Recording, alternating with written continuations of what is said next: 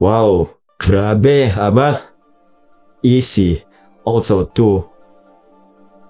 Pero rin. Din. Charin.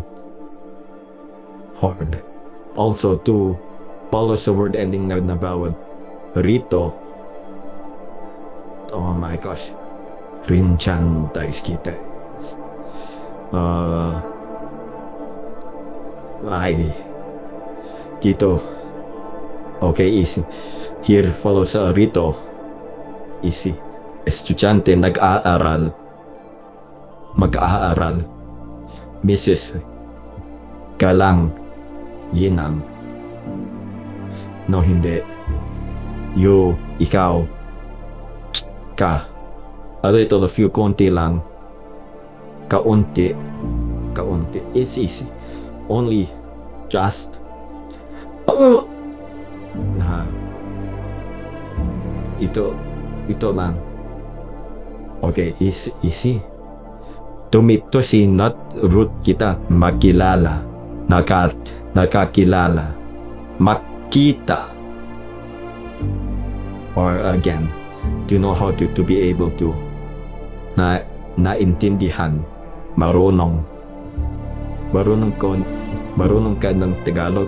Hindi po. Bakit? Kasi lazy ako dito sa Tagalog and medyo bobo ako dito sa Tagalog. Hindi ko nagsalita ng Tagalog sa Cebuano. You object pronoun. Your possessive pronoun. You. Ikaw. Your. Ikaw. Ikaw rin. Mo. Ahag. Now already.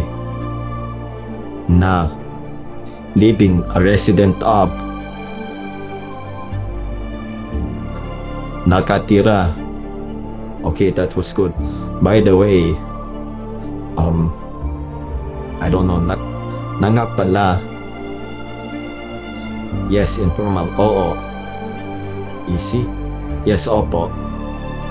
Yes, polite, familiar, tone of gentle information. Yes, indeed, yeah. Opo lang. Oho. Oho. Ayan. To meet, to see, not.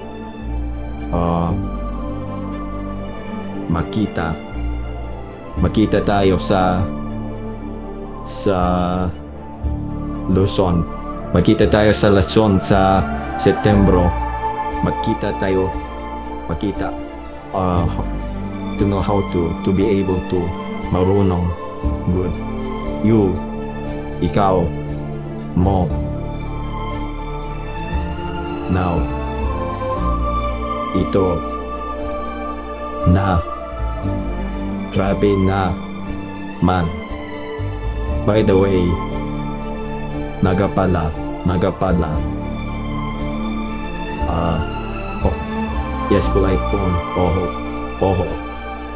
Easy. Also, to. Rin. Din. Yan, din. Mrs. Ganang. Ginang. Hold up.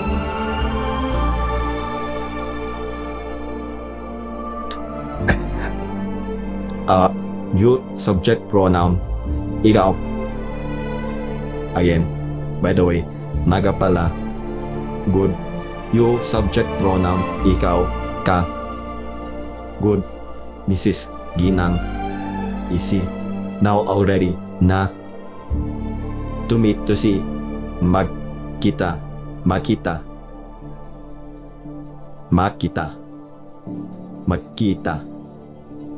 Easy. Also to follow. Po rin.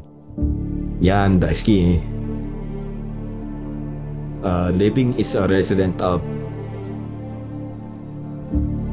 Nagtrabaho. Nagtambay. Nakatira. Okay, that was easy. You, object, possessive pronoun. Mo. Easy. To know how to marunong. You, subject pronoun. Ka. Is it, by the way, nagapala? Yan. Good. Yes. Yeah.